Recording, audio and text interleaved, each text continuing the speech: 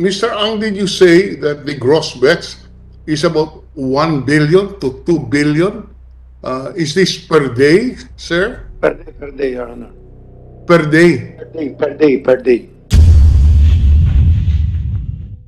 Okay, 1 to 2 billion. Masyado pong, approximately, can we say 1.5 billion on the average per day? Gross bets, tama po ba yun? Pwede, depende rin no kasi sa ano yan, sa araw-araw kasi malakas lang po pag Friday, Saturday.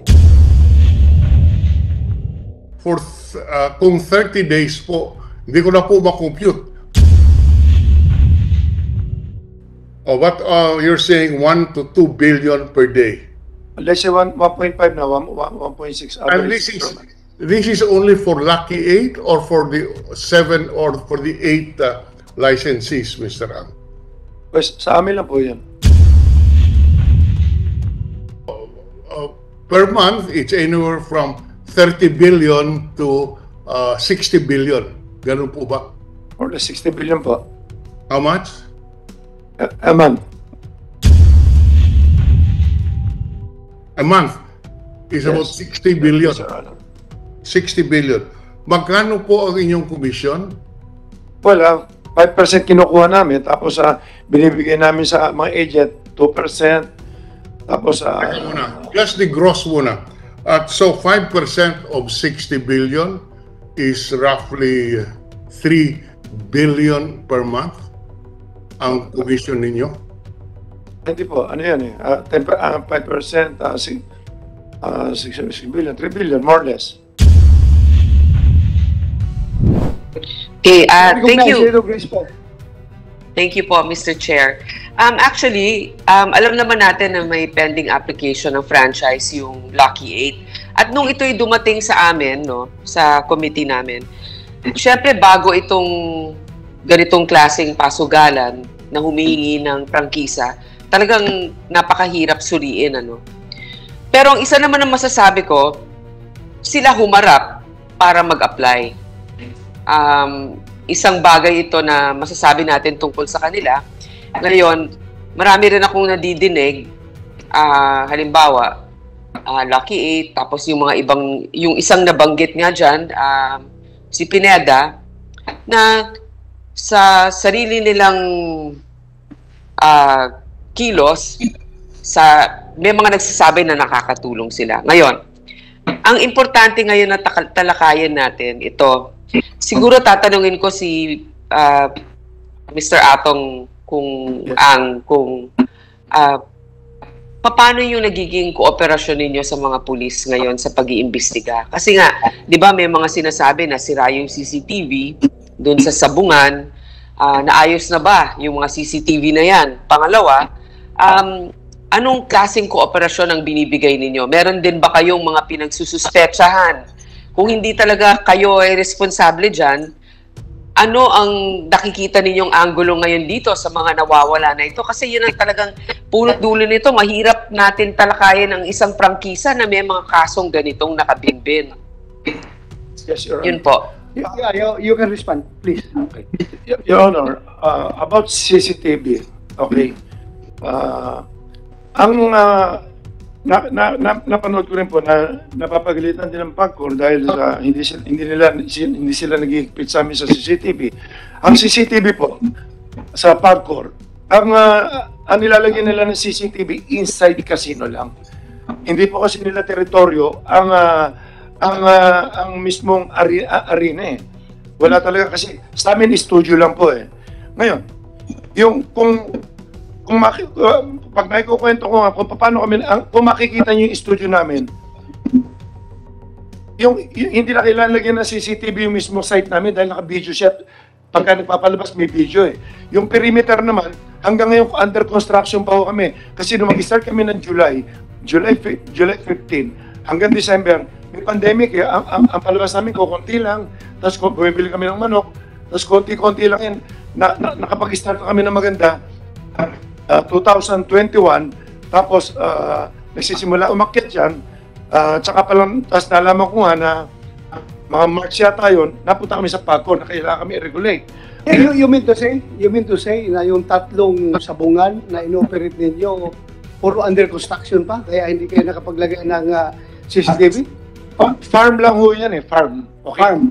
Nagsimula kami sa ang style ng farm kasi, bukid yan, bukid. May pader.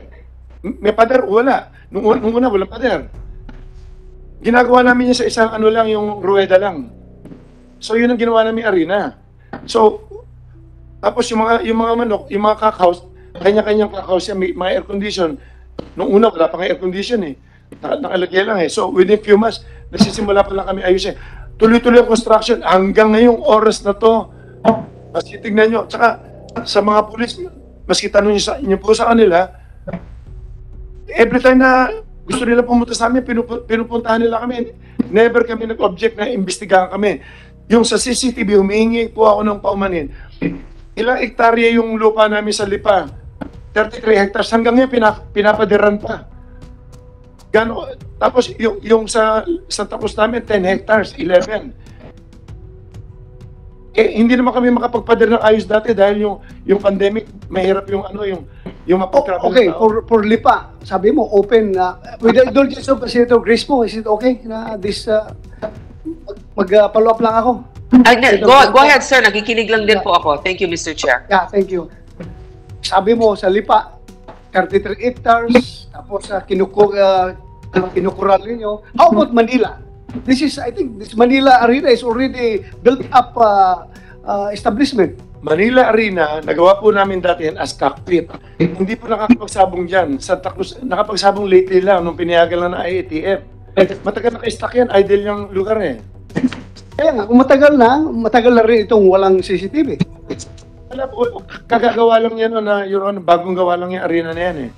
Tapos inabot nga, ginawa yan nung wala pang COVID nung wala pang pandemic, kagagawa lang yan. Wala pa eh. Wala talaga. Pero meron na pinalagyan ko na ngayon. Ngayon, kung signal nila, pinalagyan ko kasi ginagamit na po namin, Your Honor. Senator Lacson is recognized. As a manifestation, I noticed that we've been straying away from the intent of this legislative inquiry. No? Parang nakalimutan na natin yung mga nawawalan sa bungero. We're more interested in to hear from the PNP kung meron na silang progress sa investigation kasi ito yung medyo bitin last hearing. So, Yes, sir. refer to you, Mr. Chairman. Yeah, yes, sir. Just an observation. Magdadalawang oras na tayo, hindi pa natin natatakil yung intent, the intent of this legislative inquiry, Mr. Yes, sir. I agree with you, sir. I agree with you. Pinagbigyan ko lang ito si Mr. Atong Ang kasi inimbita natin. Pinagbigyan ko lang magsalita. But can you wrap up? Mr. Chairman, Yes. before that, so that we can move forward, siguro, i-diretso na lang ni Mr. Ang yung sinasabi niyang conspiracy. Okay na, naintindihan na namin lahat yan. Problema sa ganito, tapos yung rules, ganito ang batas. Yung conspiracy, diretso mo na yun para malaman na natin. Doon tayo, para makapunta na tayo doon sa mga biktima. Kasi gusto rin parinig ng mga biktima yung conspiracy yung sinasabi mo. Go ahead. Yes, you can, pwede mo i-share sa amin yung conspiracy theory na sinasabi mo? May conspiracy against you? Okay, please share it to this committee. Dire-diretso na po lahat to? Oh, well, Ang ano ko po kasi. kung gusto mo, di ba, you are asking for executive Sana muna para- session? So, So, mamaya na yan. Sa executive session, sabihin mo. Okay, so, kung pwede tayo mag-break lang ng mga 10 minutes. Okay. Kasi nila Senator Lacson para yeah, we can give it to you. We can give it to you. Kasi may involved din ng mga magugulo rito. Na Yeah. But before that, I would like to recognize Senator Franklin Dillon. Thank you very much. Thank you very much, Mr. Chairman. Just a few questions in relation to this, the subject of suspicion that about 31 of our Sabong aficionados have disappeared. The reports indicate, Mr. Chairman, that the motive for the abduction is fixing of the cockfights. Yun pong ng dadaya. In fact, ngayon, mayroon pong sinasabi si Mr. Ang may conspiracy. So, sa aking tingin, tama po ba sabihin natin na malaki ang involved dito sa e-sabong, kaya kailangan malinis ang pagpapatakbo ng industriya ito, matawag natin industriya. In other words, the stakes are so high that we must, that the operators must maintain the integrity of the cockfights. Tama po ba yan, Mr. Along? Your Honor, yung tungkol dyan sa game fixing na yan, ito pala kailan maintindihan nyo. Pakisagot lang po. Importante sa atin. Hindi po. Pakisagot lang. I-explain ko lang muna kung ano yung kinikita lang namin dito. Hindi po kami lumalaban. Out of 100%, kumukuha lang kami ng 5% lang. But before we go into that, gusto ko lang yung tinatanong natin, kailangan may integridad yung ating sabong para po tuloy-tuloy ang betting natin. Tama po ba yan? Yes, Your Honor. Kaya mahigpit po kami. Sa ngayon po, wala kami nakikitang game fixing sa amin. Dahil pagdating pa lang po naman, sinecheck na namin, pati mga tare. Pumapasok yung mga tao, lumalabas. Kung nagkakaproblema po sa labas, wala naman po nangyari patayan sa loob sa amin. Ang dami kasi senaryo, ang dami sindikato rito. Kapareho niya Master Agent, 1.2 million ang Master Agent namin. Master Agent, Gold Agent, lahat. May kanya-kanya pong buhay lahat yan. Hindi po namin alam kung ano yung, siyempre nasa sugal sila. Yung iba nasa drugs, nagkahalo-halo po Kaya, Mr. Ang, yung integrity, totoo po yung sabi nyo, kailangan namin. Please. Please, let's share from Senator Dillon. Go ahead. Can you give the committee an idea kung magkano po ang betting sa isang sultada? Just to have an idea of what we are talking about here. How much is the range of the bet per sultada? Magkano po? Well, hindi po pare-pareho dahil simula umaga mas mahina yan. Nagpipik yan sa hapon, sa gabi, tapos... Okay. On the average lang po, on the minimum and maximum, Mr. Al. Well, every day, mga 1 to 2 billion every day. 1 billion to 2 billion a day. 1 billion to 2 billion a day. Kumukuha lang kami ng 5% dyan. 2% binibigay namin sa Master Agent. 1% para... po, isa-isahin natin dahil ako po hindi sanay dito. Although lumaki po ako sa aming bayan sa Iloilo, marami pong sabong, but I have never been familiar with it. So you're saying, bawat araw, 1 billion hanggang 2 billion ang betting. Tama po ba yan? Yes, Your Honor. Sa bawat isa. Mute. Naka-mute ka ata, sir. Senator Dillon, hindi ka marinig. Hindi po ako nakamute. May na signal, nawala. Hindi ko po alam, but tinitinan ko lang, hindi po ako nakamute.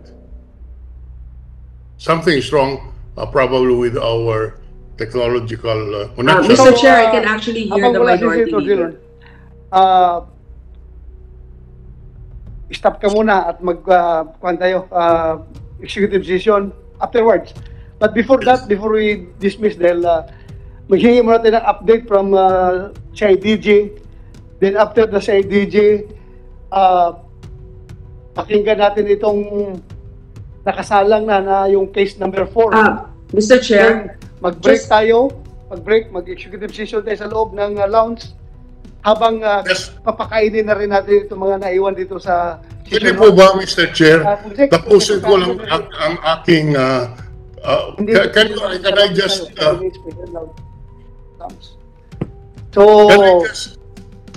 CIDG, you have any update? You have the floor. Yes. Yes, Mr. Chair. Yes, sir.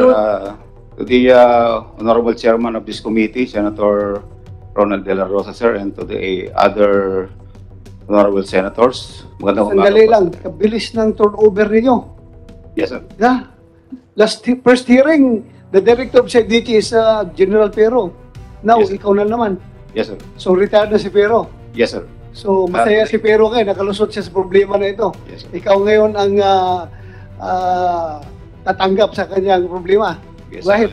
I'm happy to receive that challenge, sir. Thank you. That's what I need from you. Yes, sir. You should be very brave enough to handle all these problems. Yes, sir, Continue. because I've been with the CIDG for a long time, sir. I'm Police Brigadier General Eliseo Cruz, the newly designated Acting Director of the Criminal Investigation and Detection Group. I just assumed my position, sir, last March 2 this year. And I'm going to present to you the updates of the investigation that the CIDG has conducted for the 31 missing persons. 31, Missing persons, sir. pero last count natin, 34, di ba? Yes, sir, but we are only handling 6 cases wherein 31 persons. Oo, pero huwag niyo pabayaan yung Yes, sir. yung 2 cases na involving 3 biktima. Yes, sir. We are Because also isa mong related rin yun, di ba? Yes, sir. We are also coordinating with the other PROs which are handling. I suggest, hawakan mo na dahil sabi man ng Chief PNP. Yes, sir. Hawakan mo lahat yan. We'll do that. Yeah, hawakan mo lahat yan. Continue. Yes, sir. There are 6 cases being handled by the CIDG involving 31 missing persons coming from the provinces of Bulacan, Rizal, Quezon, Laguna, and Manila. And these cases happened in the premises of Cockpit Arenas. And 1 in Manila, 4 in Laguna, and 1 in Batangas. For the incident that happened on January 13, 2022 in Manila Arena, located at Santa Ana, Manila, we would like to inform this honorable committee that we have a breakthrough in our investigation. A vital witness gave his statement that he saw how the victims were held and loaded by security personnel of Manila Arena in a gray van parked at the basement of the said arena. The witness is currently in a safe and secured environment being guarded by the CIDG. There are 14 persons involved in this case that the witness implicated, and he positively identified 6 suspects and 8 are still unidentified. For the incident believed to have happened in Santa Cruz, Laguna on January 13, 2022, considering the statements of their families that victims went to Santa Cruz, Laguna, Cockpit Arena on the said date, but failed to return home and remain missing until this date. And despite being missing, bank withdrawals from the ATM account of one of the victims, Melbert Santos, was recorded at BDO Lipa City Branch and is now being investigated by the CIDG.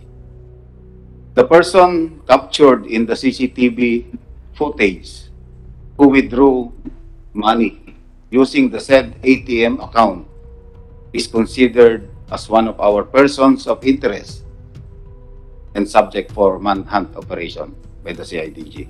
So you mean to say, manhunt operations, identified na ninyo? Yung tao Actually, niya? sir, that's just the word that I use, but we are actually identifying, and once we identify, of course, we have to take appropriate actions on how we take custody about this person or file appropriate charges in court, sir. Okay, continue. For the 6 missing persons with last known whereabouts in Royal Octodome in Lipa City, Batangas on January 6, 2022. The investigations is going on and we have 2 persons of interest. For the 5 missing persons with last known whereabouts in Santa Cruz, Cockpit Arena in Santa Cruz on December 29, 2021, the investigation is going on and we have 2 persons of interest. For the 6 missing persons with last known whereabouts in Santa Cruz Arena in Santa Cruz, Laguna on May 11, 2021, the investigation is going on and we have one person of interest. For the 4 missing persons with last known whereabouts in Santa Cruz Cockpit Arena in Santa Cruz, Laguna on April 28, 2021, the investigation is going on and we have filed obstruction of justice against one Brindon Dineros Retusto, and we have 3 other persons of interest. These are the updates of our investigation, and we are conducting continuous backtracking to gather more evidence and witnesses for the eventual solution of these cases. And we assure, sir, the Honorable Committee, and of course the Filipino people, that the PNP will pursue this investigation to its fullest, leaving no stone unturned until we ferry out the truth and serve justice. Thank you. Thank you very much, Your Honors. Mr. Chairman, Yes, thank you, General Eliseo Cruz. just one or two Hi, sir. questions. Are you ready to file cases before the prosecutor, refer the case or cases to the with the prosecutor's office? Yes, sir. We are now filing appropriate case against the identified 6 persons Yeah. in Manila Arena, and we'll be filing kidnapping with serious illegal detention, punishable under Article 267 of the Revised Penal Code. Just so we are understood by the victims' families, ano, you cannot anymore conduct arrest based on Rule 113, di ba? Citizen's arrest. It's no longer proper Yes, sir. pursue these it will people and be- arrest them. You have to wait for the issuance of the corresponding warrants of arrest. Yes, sir. Kung magkakaroon ng warrants of arrest. Yes, sir. In the meantime, you will refer these cases before the prosecutor's office and let the preliminary investigation proceed, di ba? Yes, sir. That will be filed regularly before the Direct filing. City Prosecutor's Office of Manila, sir, and there will be preliminary investigation to be conducted, and subpoenas will be sent Yeah. to the identified 6 suspects. Yeah. And, Summons na lang ang tatanggapin nila from the prosecutor. yes, Para sir. maintindihan ng mga victims' families, baka isipin nila, walang ginagawa yung PNP. Because you're not authorized under the law, under the rules of court, to conduct arrest at this point in time. Yes, sir. Hindi na applicable, hindi ba? Yes, sir. Para maliwanag sa kanila. Yes, sir. So immediately, what you're telling us is you're filing cases against these people who are properly identified and positively identified, di ba? Yes, sir. Positively you're- identified by a witness And properly identified. and properly identified. Thank you. Yes, sir. Thank you, sir. Any more? Okay ka na? That's our update, sir, on the investigation, sir. Okay, thank you. Thank you very much. Sir, okay lang sa inyo. Balikan natin si Senator Dillon. Naputol kanina. Senator Dillon, sir, pasensya ka na, sir. We could not hear you. Kaya please continue, sir. Sorry. Thank you. I just want to place on record the magnitudes of the money we are talking about here, which could give rise to incidents such as this. Mr. Ang, did you say that the gross bets is about 1 billion to 2 billion? Is this per day, sir? Per day, Your Honor. Per day? Per day. Okay, 1 to 2 billion. Masyado pong, approximately, can we say 1.5 billion on the average per day? Gross bets, tama po ba yun? Pwede, depende rin no kasi sa ano yan, sa araw-araw kasi malakas lang po pag Friday, Saturday. Oh, what you're saying 1 to 2 billion per day? Let's say 1.5 na, 1.6 And average. this is only for Lucky 8 or for the 7 or for the 8 licensees, Mr. Ang? Pues, sa amin lang po yan. Sa inyo lang po. Ang kabuuan po kayo magkano? Just rough estimate of the gross bets of the e-sabong industry. Well, hindi ko kabisado sales nila, pero kung titignan mo yung sales nila, mga to, let's say, mga 500 million sila po, ganun. 500 or 700. 500 million per day. More or less sila. Yes, all right. Yes, Now- sir, excuse me, Senator Dillon, sir. Yes, sir. If I may interject, no? kung gusto mo natin malaman yung kabuuan na pera dyan sa industry na yan, I think PAGCOR, meron silang accurate data mamaya. They can share it with us, sir. So please continue, sir. Tanungin natin yung PAGCOR later. Alam Yes, nila thank yung gaano, Thank you. what is the percentage of Lucky 8's contribution to the overall revenue derived from isabong industry. May data ang PAGCOR niyan. Hindi po. Naka-fix Thank you. po kasi sila eh. Naka-fix po sila na for every licensing. Nag-issue sila. Obligado kami ng 75 million na minimum guarantee of per Yes. Yeah, alam na. This average higher do sa 12,500 per Opo. fights. Ah, Kami more than eh. So ang binabayad namin siguro more or less 135 million every sa amin. sir, please continue, sir. Please continue. Thank you very much, sir. So if we're saying, Mr. Ang, kung sinasabi po natin, ang gross bets on the average would be at least minimum 1 billion to 2 billion per day. How many days do you operate in a month? 30 days, 31 days. 30 days. So, Araw-araw po, meron po kaming laro. so we are saying that kung 30 days po, hindi ko na po ma-compute. per day is anywhere from 100 Lagay niyo 2 billion. 1 billion to 2 billion. po. Opo. Per month, it's anywhere from 30 billion to 60 billion. Ganun po ba? More than 60 billion po. How much? A month. A month is about 60 billion. Yes, Your Honor. 60 billion. Magkano po ang inyong commission? Well, 5% kinukuha namin, tapos binibigay namin sa mga agent, 2%, tapos Teka muna. Just the gross muna.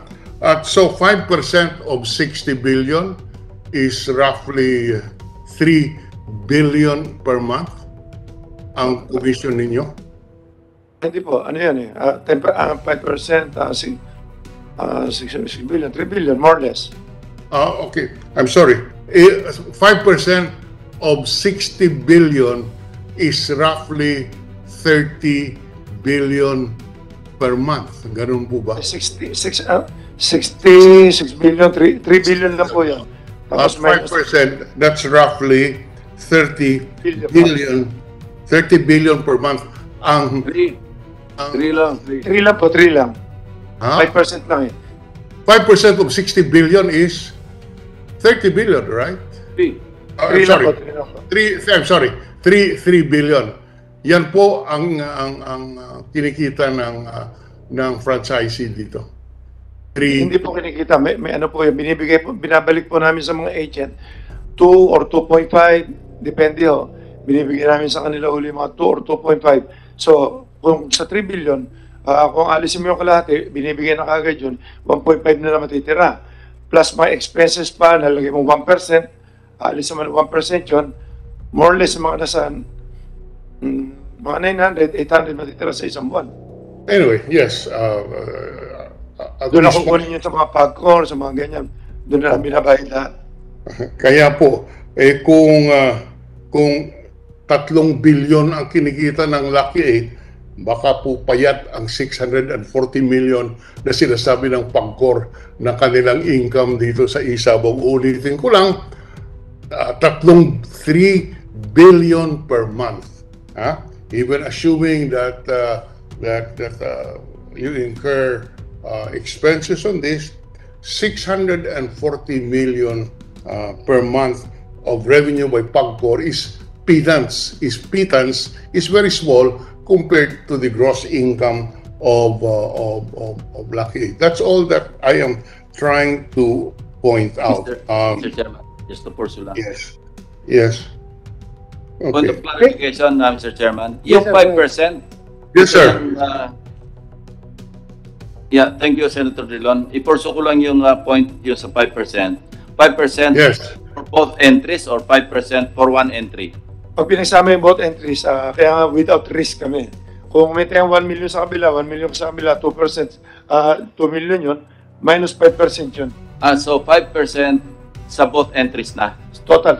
Yun na yung gross. Hindi ito yung 5 sa one entry, another 5 for the other entry. Pareho, maski saan. Pareho na yun. Thank you. So,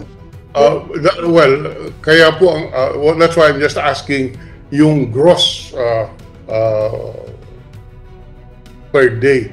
And from the testimony, it would appear that the gross income per representation and in the absence of any proof to the contrary, we accept that as the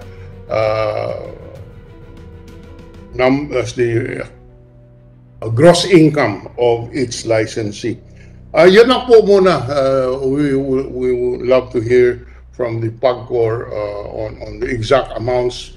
But for the record, if we talk about 3 billion per month for Lucky 8 alone, even assuming that this is the gross income, a 640 million per month na sinasabi po ng PAGCOR, mukhang payat at malaki talaga ang kinikita ng industriya, kaya po hindi maiwasan yung mga ganitong pangyayari ay related doon sa kinikita ng industriya. Maraming salamat, Mr. Chairman.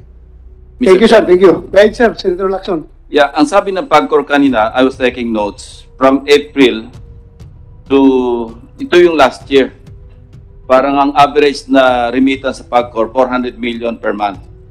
How much? How much?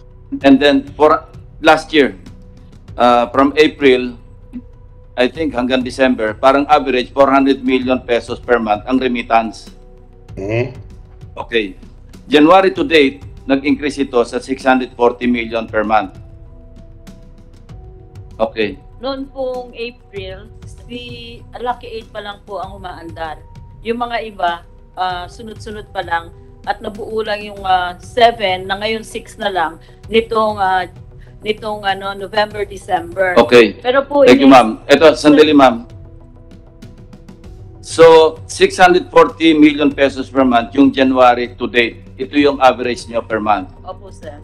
Ngayon, sabi kanina ni Mr. Charlie Ang, yung kanilang remittance, pinakamalaki sila eh. Umabot sila ng 135 million pesos per month. Lucky 8 pa lang yon. Opo. If we compute yung 6 others, kasi ang threshold, yung minimum nilang kailangang remit is 75 million each. Okay. So 6 times 75, that's 450 million. Plus 135, that's 585 million pesos per month. Ang ibig sabihin, nasa threshold lang yung 6. Kasi from 640 million pesos per month compared to 585, masyadong minimum yung nire-remit ng ibang operators, ibang licenses. Because Lucky 8 alone, 135 million pesos per month na. So masyado yatang andun na sila sa threshold, the 6 others. Totoo ba ito? Opo, ganito po kasi sir. Ang Lucky 8 na gross bets from April 2021 to January 2022, Ma'am, excuse me. Pakilapit yung yung microphone kasi hindi nare-record. Ang gross bets po ng Lucky Star from April 21 to January 2022, 546 billion 826 million 428,839. Yung pong sumunod, yung Belvedere Corporation, 86 billion as compared sa 546 nila, 771 million 15,804. Yung pong susunod, yung Esports Encuentro, 3 billion 638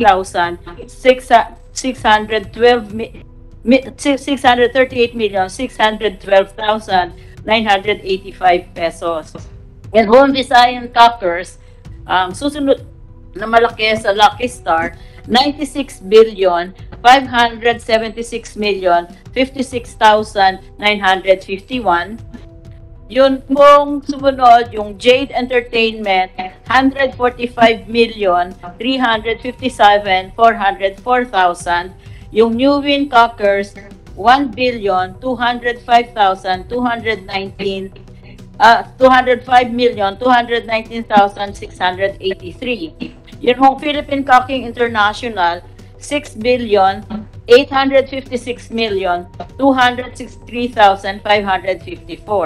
Ito pong Golden Buzzer na nasuspende na ngayon kasi hindi nila ma-meet yung 75,746,350,941. Katulad po nung sinasabi ni Mr. Ang kanina, yun po kanilang gross na 3 billion. Sinasabi po niya na may percentages silang binibigay sa iba-iba pang government offices, pera lang po sa PAGCOR. Sa PAGCOR po, dahil nga bago ito, initially, pinag po namin 12,500 per fight ang aming charge or 75 million per month minimum guarantee fee, whichever is higher. So, yun po ang pwede po naming isubmit ito. Talaga pong pinakamalaki, almost 90% po ang Lucky 8. Sige, again, Thank you, ilang Mr. percent? Chairman. Ilang percent? Kukompute ko lang, sir, para sigurado. Oh, sige, sige. So, Ma'am, wala kayong planong taasan yung threshold? Meron po, sir. Ang binabalak po namin ay taasan siguro po yung per fight. Kasi kung tataasan pa po namin yung threshold na 75 million minimum guarantee, magiging monopoly po dahil yung mga nakauna malalaki na talaga at kaya po yun. Yung mga iba na maliliit pa na nag-struggle and they're trying to enter the business, hindi po nila makayanan kaya automatically hindi po sila makakasali. Yun po ang aming teorya. Ayaw po namin ng may monopolya o may binopoly or something. thank you, ma'am. Thank you Senator po. Tolentino, you have the floor. Yes, just last question addressed to our electronic money issuers, EMIs. Nandito ang Paymaya, nandito ang GCash. Napapag-usapan na natin konti itong detalye. Magkano po ang kinikita per day, per month ng GCash dito sa Isabong? Ganun din ang tanong ko sa Paymaya. Thank you, Mr. Chairman. Good morning, Mr. President. You are Paymaya or GCash? I am from GCash, Your Honor. Thank you. Please introduce yourself. I am Attorney Gilbert A.S. Cotto from GCash, Your Honor. Go ahead. I don't have the exact figure to answer the question, Your Honor. Excuse me, attorney. May request dito nga kung pwede garbol ang dating. May harang naman tayo. Tanggalin mo muna yung habang nagsasalita. I apologize, Your Honor. Thank you, thank you. I don't have the exact figure, Your Honor, to answer the question of the Honorable Senator Francis Tolentino. But I am willing to submit to the Senate committee the documents that would answer the question, Your Honor. Thank you.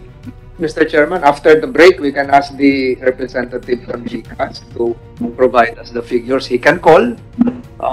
He can ask his superiors how much is Yes, we can do that. the income. The same is true with Paymaya. If Paymaya is willing to divulge the figures right now. Yes, Your Honor.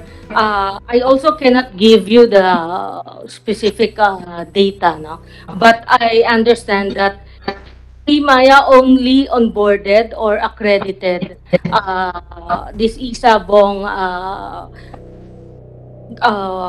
licensee as of February this year. But after the break, Your Honor, I will consult and maybe they can provide the data needed by this committee.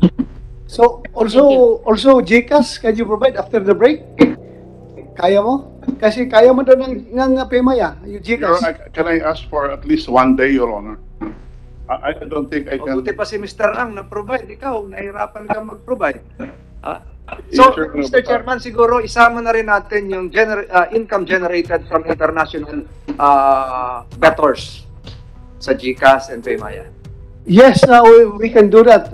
When you say, Senator Tolentino, na income generated from Share the percentage generated by Paymaya and GCash coming from international debtors, offshore debtors. Sir, Senator Tolentino, what we are regulating in PAGCOR and the figures I gave to you are based only on local bets. No, not one of the operators is licensed to accept offshore betting. Pero ma'am, maraming tumataya sa Opo. OFW natin. Marami, Illegal po yun, sir. Yun po yung minomonitor. dumadaan sa AMIs, dumadaan sa GCash, etc. So, can we have a figure? We're not saying that you're tolerating it. Yes, We're not sir. saying that you're violating something. We are just asking the electronic money issuers and non-bank financial institutions if they can provide us a figure of how much percentage they are generating from debts coming from overseas. Yun lang po, Mr. Chairman. Well, hindi natin pinag-uusapan kung may nag-violate o ina-allow. Hindi po yun. Okay, Paymaya promised after the break, we can have it. I will consult Your Honor. Okay, And if they give it to us, I will provide the committee. okay. Then, Thank you. GCash, tomorrow, Your one day. May we ask for a reasonable time to comply because I think it takes Yeah, what is reasonable for you? 3 to 5 days, Your Honor. We'll just submit the... Weekend na yun. Masyadong matagal yun. Mahirap ba mag-compute? Si Ms. Mahirap naman eh. Everything is computer generated, di ba? We will ask our office, Your Honor. Kaya nga ng Paymaya after the break eh. Kasi everything is computer. Pindot-pindot ka sa computer. Nandiyan na yan. I will try to ask the office, Your Honor. So kailan? At Kailan? least a day, Your Honor. A day. So tomorrow, we are expecting that tomorrow. Yes, Your Honor. Oh, thank you. Paymaya after lunch, after break. Yes, Your Honor. Okay. We are consulting them right now. Okay, thank you. Thank you very much. So, continue. Before we go on a break, it will be an executive session in the presence of Mr. Charlie Ang. Yes. Yes, I'd like to ask, for the record, Mr. Charlie Ang, yesterday you went on YouTube. It went semi-viral with you saying that mahirap dito, ang daming mga politikong nakikialam sa mga investigation. Are you referring to this panel or the personalities present here? Kasi makakaharap ka namin sa tanghalian, tapos masama pala ang loob mo sa amin. So kami ba yung lumalabas sa YouTube na galit ka, na di umano may mga maraming politiko na hindi ko mahaba yung YouTube mo eh. Are you referring to us? Just for the record. Pwede ko po makita yung YouTube na yun. Kasi baka interpretation nyo lang yun. Hindi ko alam yung sinasabi niyo, Your Honor. Lumabas po yung kahapon at di umano ay mahaba yung sinabi mo. It was shown to me. So perhaps you can ask your colleagues, whoever videoed you there, baka it was taken in your off moment time na galit ka sa mga nag-iimbestiga. So yun lang gusto ko maliwanagan. Kung wala ka maalala, galit ka ba sa amin? Hindi po ako pwede magalit. Mga kaibigan ko may mga pinagsamahan po tayo maski pa paano eh. Ba't ako magagalit? Your Honor, tsaka wala po ako nilalabas sa video. Ang huling-huling video ko, yung huling nga na sinisita ko na nung nagpahuli ako sa mga NBI tsaka si IDG. Yun na isang i-explain ko mamaya. Na nagte-threat daw ako. Hindi ako nagte-threat eh. Nagte-threat ako doon sa mga, ang dami na namin napahuli. Sa NBI tsaka si IDG. So in short, hindi ka galit sa amin, ha? Impossible. Okay. Lahat po kaibigan ko Thank you. Hindi ka galit. But please, review that video. Dahil ang dating kay Senator Tolentino kasi, medyo galit ka sa mga politiko na nag-imbestiga itong insidente na ito. Well, for your information, alam mo, break kami ngayon, Mr. Atong Ang, break kami ngayon sa Senado. Pero gumawa kami ng inisyatibo na mapagbigyan talaga yung kahilingan ng mga pamilya ng 34 na nawawalang tao na maghihikanda kami ng hearing. Kaya sana huwag mong personalin yung aming pagkakandak ng hearing. Trabaho lang po ito. Walang personalan. Kaya sana hindi ka magalit sa amin, ha? Your Honor, gusto ko nga para maklear naman kami. Okay. Gusto ko. Tsaka, never ako magalit sa politiko kasi lumaki na ako na puro politiko rin kasama ko eh. Actually, may mga pinagsamahan nga tayo lahat, maski pa paano. Ba't ako magagalit? Wala naman kayo masasabi sa pagkatao ko. Okay. Ba? Thank you. Mr. Chairman. Go ahead, Senator Pimentel.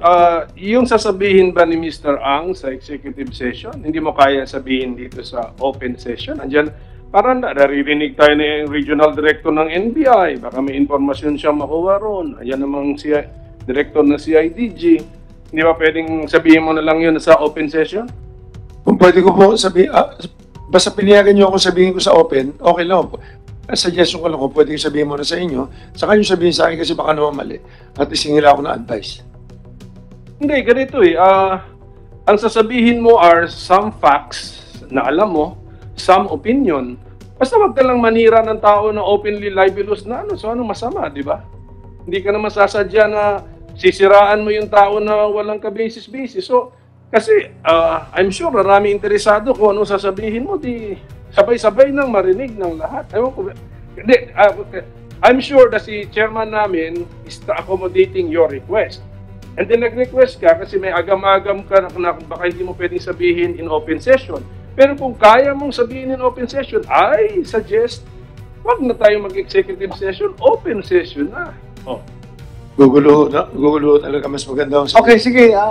So request mo yun. Gugulo talaga. The chair considers your point. Pakinggan ka namin in executive session. Anyway, yung tanong ko, wala namang right or wrong answer, opinion, yung position. Okay. No? Sige. Sige, one last back, mag-break na pa kami sa chairman. Tanungin ko lang si Police Major General Cruz ng CIDG. Yeah, go ahead, go ahead. So, no, I'd like to congratulate him kasi meron na mga tinatawag na breakthrough, sir, no? Maybe work ng predecessor mo pa to, pero you were part of this. 6 already identified, sabi mo 14 suspects dun sa Manila Arena. At doon, nakalimutan ko yung date nitong event. Ano, sabi mo, sa basement sila January 13 case. Is that the case number 1? January 13. Pero kung mga security guards po to lahat, more or less yung 14? Yes, Your Honor. So, they are all part of the security, di ba? So, siguro alam natin na hindi pa to case closed dahil mukhang mga nautusan lang po yan. Hindi po, sure na hindi pa yan ang mastermind. Tama ba, Police Major General?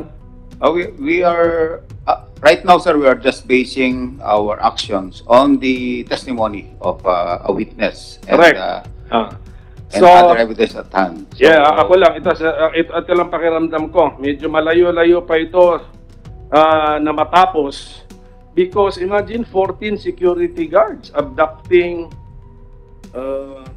6 people dun sa case number 1. Yes, sir. 14 security guards. Ba't naman kaya nila gagawin yan? So, napag-utusan lang. There must be some higher power or higher person or authority above the security guards. Yung tawagin na lang nating mastermind. So, that is just the feeling I have. So, I hope that you pursue that possibility, no? That this does not stop at the security guard level.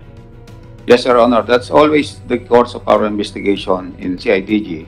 When we investigate crime, we make sure that everything is checked and kagaya nga po ng kasabihan, we will leave no stone unturned in the investigation.